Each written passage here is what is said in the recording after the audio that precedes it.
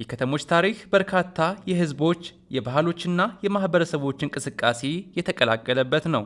በዚህም ምክንያት ታሪክን በመጥቀስ ይህ ቦታ የኔ ብቻ ነው የሚል የባለቤትነት ጥያቄ ማቅረብ ከፍተኛ ውይይትን ያስነሳል። የታሪክ ጥናት ግን ያለፉትን ሂደቶች ለመረዳትና ከእነሱ ትምህርት ለመውሰድ ወሳኝ ቢሆኑም የዛሬን የዜጎች መብት በብሔር ብቻ ለመወሰን የሚያገለግል መሳሪያ መሆኑ ግን አከራካሪ ነው። የህዝቦች እንቅስቃሴ ደግሞ የዚህ ጉዳይ ሌላ ገጽታ ነው። በሰው ልጅ ታሪክ ውስጥ በሰፈራ፣ በንግድ፣ በጋብቻ፣ በጦርነት፣ በሃይማኖታዊ እንቅስቃሴና በሌሎችም ምክንያቶች ህዝቦች ከአንድ አካባቢ ወደ ሌላ ሲንቀሳቀሱ ኖረዋል። ስለዚህ የአንድ ከተማ ወይም አካባቢ የዛሬ ማህበራዊ መዋቅር የተፈጠረው በአንድ ጊዜ ብቻ ሳይሆን በረጅም የታሪክ ሂደት ነው።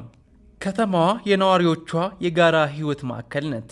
ዘመናዊ ከተሞች የሚታወቁት በተለያዩ ብሔር፣ ቋንቋ፣ ሃይማኖትና ማህበራዊ ዳራ ያላቸው ሰዎች በአንድ የከተማ ህይወት ውስጥ በጋራ በመኖራቸው ነው። ሰዎች በከተማ ውስጥ ይኖራሉ፣ ይሰራሉ፣ ግብር ይከፍላሉ፣ ንግድ ያካሂዳሉ፣ ቤተሰብ ይመሰርታሉና ለከተማዋ እድገት አስተዋጽኦም ያደርጋሉ። በዚህ መሰረት የከተማ አስተዳደር ከብሔር ወይም ከሃይማኖት ማንነት ይልቅ በነዋሪነት በህጋዊ መብትና በዜግነት መርሆች ላይ መመስረቱ የተሻለ አስተዳደርን ሊያጎለብት ይችላል። የከተማዋ አገልግሎት፣ የመሬት አጠቃቀም፣ የንብረት መብትና የፖለቲካ ተሳትፎ በግልጽና በእኩል ህጋዊ መርሆች መመራት እንዳለበት የሚለው አመለካከት ከዚህ ይነሳል። የብሔር ፖለቲካና የከተሞች ጥያቄ ኢትዮጵያ ያለችበት የፌዴራል ስርዓት ብሔር፣ ቋንቋና ማንነት የፖለቲካ ውይይቱ ዋና ክፍሎች እንዲሆኑ አድርጓል።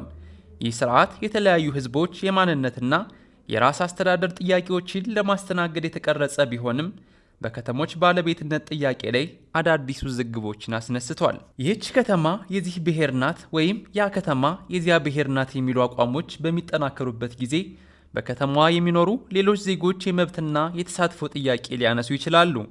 በመሆኑም የከተሞችን ጉዳይ በማንነት ፖለቲካ ብቻ ለመፍታት ከመሞከር ይልቅ የዜጎችን እኩልነትና የህግ የበላይነት የሚያረጋግጥ አሰራር መፈለግ የሚገባ ነው።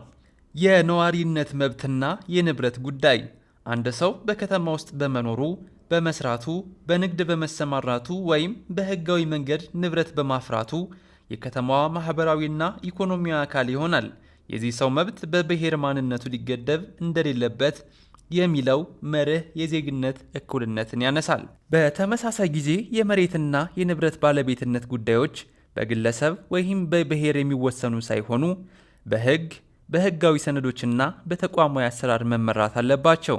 ይህም በከተሞች የሚፈጠሩ የመሬትና የንብረት ግጭቶችን በህጋዊ መንገድ ለመፍታት ወሳኝ ነው። ከዓለም አቀፍ ልምድ ምን እንማራለን? በተለያዩ የዓለም ከተሞች ዜጎች ከተለያዩ የብሔር፣ የቋንቋና የባህል ዳራዎች ቢመጡም በአንድ የከተማ አስተዳደር ስር በጋራ ይኖራሉ። የከተማ አስተዳደር ዋና ትኩረቱም የነዋሪዎችን አገልግሎት፣ የህግ ጥበቃ፣ የኢኮኖሚ ዕድልና የህዝብ ተሳትፎ ማረጋገጥ ላይ ይሆናል። ኢትዮጵያም ከእነዚህ ልምዶች በመነሳት የከተሞችን አስተዳደር በዜግነት፣ በነዋሪነትና በእኩል መብት መርሆች ላይ የበለጠ ለማጠናከር ልትሰራ ትችላለች። ይህ ግን የተለያዩ ህዝቦችን ታሪክና ማንነት መካድ ሳይሆን ልዩነቶችን እየጠበቁ በጋራ የሚኖሩበትን የዜግነት ማዕቀፍ ማጠናከር ነው። የዜግነት ፌዴራሊዝም የሚያነሳው ጥያቄ የከተሞች ባለቤትነት ክርክር በመጨረሻ ኢትዮጵያ ስለምትፈልገው የፖለቲካ ስርዓት ሰፊ ጥያቄ ያስነሳል። አንደኛው አቋም የብሔር ማንነትን የፌዴራል ስርዓቱን ዋና መሰረት አድርጎ መቀጠልን የሚደግፍ ሲሆን፣ ሌላኛው አቋም ደግሞ የጋራ ዜግነትንና የግለሰቦችን እኩል መብት የበለጠ የሚያጎላ ፌዴራል ስርዓት እንዲጠናከር ይሟገታል። የዜግነት ፌዴራሊዝምን የሚደግፉ ወገኖች አንድ ኢትዮጵያዊ በሀገሪቱ ውስጥ በሚኖርበት ከተማ የብሔር ማንነቱ መሰረት ሳይሆን የዜግነት መብቱ መሰረት ተደርጎ እንዲታይ ይጠይቃሉ። ይህ አቋም የአንድን ብሔር ታሪክ ለመሰረዝ ሳይሆን የሁሉንም ዜጎች እኩል መብት ለማረጋገጥ የሚያተኩር መሆኑን ይገልጻሉ። በመጨረሻም መደምደሚያ የአዲስ አበባና የሌሎች የኢትዮጵያ ከተሞች ጉዳይ በአንድ ቃል የማን ናቸው በሚል ጥያቄ ብቻ ሊወሰን የሚችል ጉዳይ አይደለም። ታሪክ፣ ህገ መንግስት፣ የመሬት ህግ፣ የነዋሪዎች መብት፣ የፌዴራል ስርዓትና የከተማ አስተዳደር በአንድነት መታየት ያለባቸው ውስብስብ ጉዳዮች ናቸው። አዲስ አበባን ወይም ሌላ ከተማን የአንድ ብሔር ብቻ አድርጎ ከመመልከት ይልቅ የከተማዋን ታሪክ በማክበር የነዋሪዎችን መብት ለማረጋገጥና ሁሉንም ዜጎች በእኩልነት በማሳተፍ ዘላቂ መፍትሄ መፈለግ የሚገባ ነው። በመጨረሻም ከተሞች የግጭት መነሻ ሳይሆኑ የጋራ ኑሮ፣ የኢኮኖሚ እድገትና የዜግነት አንድነት ማዕከላት እንዲሆኑ ሁሉም ወገኖች በሕግና በሰላማዊ ውይይት መፍትሄ መፈለግ ይኖርባቸዋል።